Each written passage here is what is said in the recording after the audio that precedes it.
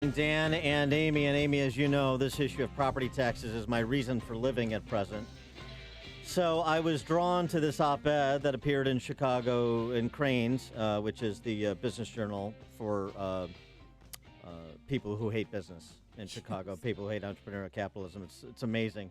Compare Cranes to the business journal in Milwaukee, just in terms of the perspective. One, our friend to the north, actually promotes entrepreneurism. The Cranes actually promotes rent-seeking and corporatism and cronyism. It's a staggering thing. But anyway, that's an aside. This op-ed from the executive directors of the regional councils of government in Cook and the Collars. This is like the West Central Municipal Conference, Northwest Municipal Conference, DuPage mayors and managers, Southborough mayors and managers, and the like, these regional councils of government.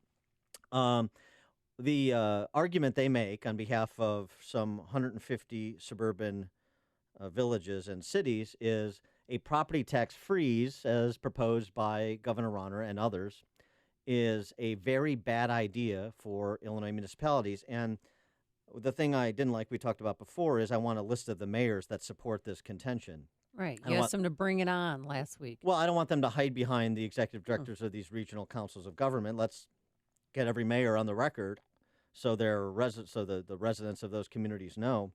And we're pleased to have one mayor who is going on the record, and I respect that. He is the mayor of Richton Park. He is Rick Reinbold.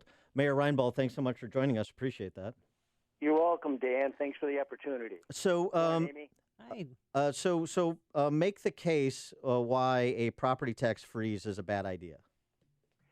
Well, Dan, if the freeze were to fix the fundamental problem in how we fund education, we would probably be on board with that. But freezing it doesn't fix it. For most municipalities, that property tax bill, the municipality gets about 12% of that in our region. Right. The school districts get about 70%, probably all stuff that you know. The other problem that it presents for us is those of us that have TIF districts, those districts are funded by the increment that's generated from the increase in property taxes. If you freeze that economic development tool, for a large degree, goes away. Yeah, but okay, but here, let me address a fundamental problem, and I'm not visiting this on the doorstep of the municipal government, because I understand, and it's important what you said. 70% of the property tax bill is schools, and it's a small fraction, 1/10, that goes to most municipalities. So stipulated. But here's the fundamental problem. Let me illustrate this with an example, using Richton Park. Sure. 22973 Christine Lane in Southeast Richton Park. That house sold for $252,000 last December. The taxes were $12,912. That's an effective property tax rate as a percentage of home value of 5.2%. By the way, that home in 2004 sold for $430,000, adjusted for inflation. A decade later, it's $250,000. Now, 10 minutes away in Dyer, Indiana, 141 Blue Jay Way sold for $262,000 just this couple weeks ago in April. The taxes, $2,500 for an effective tax rate as a percentage of property value of 0.9%, or basically 1/6 of the property tax that the home in Richton Park, the owner of that home, was paying. Talking about a 4-bedroom, 3-bath home in both instances. So you're not the economic development tools, TIFs, and like of what you're talking about. It's an interesting discussion, but if no one is there, as Who are you gonna tax? the south suburbs continue to hollow out, as does the rest of the state, then what kind of sense does it make? I mean, don't you need some kind of holistic solution to the highest property taxes in the nation, particularly for communities like yours that are a stone's throw from Indiana? Dan, you're absolutely right in what you're saying, and that highlights the problem with how we fund education in Illinois. We find it primarily on that property tax bill. The state of Illinois funds education at one of the lowest in the country. It's in the 30% range. This highlights the need, for reform in how we fund education, which is via that property tax bill. That's really the problem. freezing it doesn't fix it, unfortunately. Yeah, I agree with that. And that's why my suggestion is to adopt what Indiana adopted, which is a 1% hard cap on property taxes as a percentage of value, so that we're competitive. And what does that do? It institutes discipline at the local level to leverage for prioritization at the state level, so the state can't get away with not abiding its constitutional responsibility to be the primary funder of K through 12 and go from 25%, which is what it is now, to at least 50% plus one. And that means it would have to get out of other businesses and so forth, but so be it. I mean, that's a constitutional responsibility that the state government has. And what about that idea? If we leveraged those kind of reforms locally to the state? Yeah, Dan, that makes perfect sense. I wouldn't object to looking at that. But one point I would like to make is calling this a property tax freeze, I think, is a little misleading to the average person on the street. Okay. If you look at the various bills that have been proposed, they have carve-outs. For example, carve-out for public safety, which would allow the property tax bills to increase for public safety. When all of those levies go to the assessor comes up with the assessed valuation, and then applies the state equalizer, or sometimes it's referred to as the multiplier, which can still increase the dollar amount of those property tax bill. We witnessed that in the recession when assessed valuations in the region dropped, but property tax bills continued to raise. Absolutely right. It's absolutely correct. This is the fundamental problem. Your home value goes down, your property taxes still go up, as happened when the bubble burst, because that EAV system and the multiplier is mysticism. So it should be a market rate plus a hard cap, not these Swiss cheese property tax freezes that we've had for 20 years. I agree with you. I'm not for the freeze either, because I know it's a lie, just like has been told for 20 years. With property tax freeze, everybody's voted for a property tax freeze, and we pay the highest property taxes in the nation. It's a total scam. So we need hard caps to put handcuffs on government officials. No offense, and by the way, that includes school districts. Just going back to Richton Park, I don't want to get you in an internecine squabble there, but Richton Park School District 162 has increased spending by 20% in the last decade, despite enrollment being down 17%. What's happening at the school district level, too, where spending increases regardless of enrollment, regardless of performance, isn't that a problem as well? There's accountability at the local level that has to be had. And there's no question. We have to be responsible, and quite frankly, as a municipal leader, the buck stops at my door. I'm responsible. I'm accountable for the dollars that are spent in Richton Park.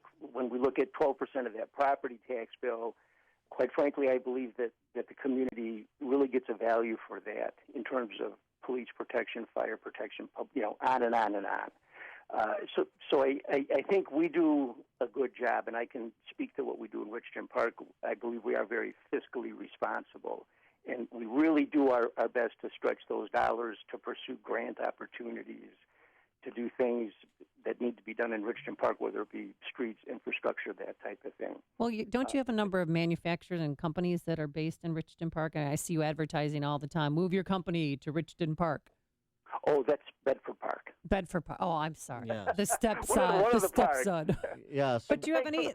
Okay, so the entire Southland is aspirational when it comes to companies moving there. But this is the problem too. In terms of economic development, Mayor, you're talking about an effective property tax rate. We're talking about what it is, and it's how it's a multiple at the residential level.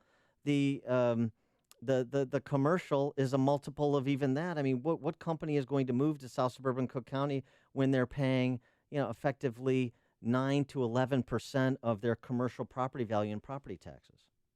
Oh, it's a huge challenge, and it has been. And until we change fundamentally how we fund education, how we fund government, it's not going to change.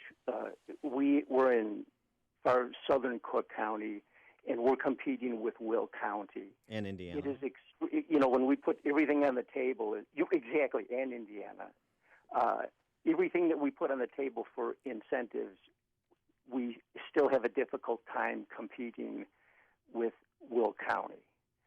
It is a huge challenge. When industry looks at the area and they know that they have options, they make a business decision. So do you feel bad for people that live in Richton Park? I mean, what do you say to them? And have you met any that property taxes are just too high and they moved? Very few. Actually, we're fortunate in our region that we still have the Chicago market, and it's still a strong employer. Mm-hmm. So that is sustaining us to a large degree. At the state level, there is a net loss every year, and I think there has been a net loss for probably the last 3 years at least. So are some people moving? Yes. There's a lot of reasons. It can be property taxes. It can be job opportunities. Well, I mean, I suspect, and this is not particular to Richton Park, but I mean, look, I mean, it's just the numbers. I mean, so this isn't like a partisan thing or whatever. The numbers, you're talking about between 05 and 2023, if nothing changes. So a 15-year span, that's pretty fair to review. The median sale price of a home in Richton Park is projected to be $26,000. The owner will have paid $77,000 in property taxes during that time. You're paying for your home almost 3 times in Richton Park over that time period just in property taxes, which is half the time period of the normal 30-year fixed. I mean, so part of the reason that people don't leave, and I'm not just talking about Richton Park, I'm talking about the Southland, I'm talking about all over this metropolitan area, is because they can't get out from underneath their home. Yes. Yep. And there's still a number of homeowners that are underwater. And Dan, what you're saying highlights the need for reforming how we fund education in the state of Illinois. Yeah. We cannot put it on the homeowners. As industry leaves the region, that burden falls to our homeowners. And those taxes go up as industry either leaves or chooses to locate in an alternative area, whether it be in the state or out of the state. All right, Mayor Reinbold, I'm going to charge you with getting all these councils of government to sign on to my 1% hard cap of a market-valued property statewide, residential property, and then I'll return the favor by getting the state to be the primary funder of K-12 education. How's that sound? I think we got a deal. All right, very good. All right, see? There's movement. All right. He is Rick Reinbold. He's the mayor of the village of Richton Park in South Suburban Cook County. Mayor Reinbold, thanks so much for joining us. Appreciate it. Thank you, Dan. Thank you, Amy. Appreciate the opportunity. Thank you. And he joined us on our turnkey.pro answer line.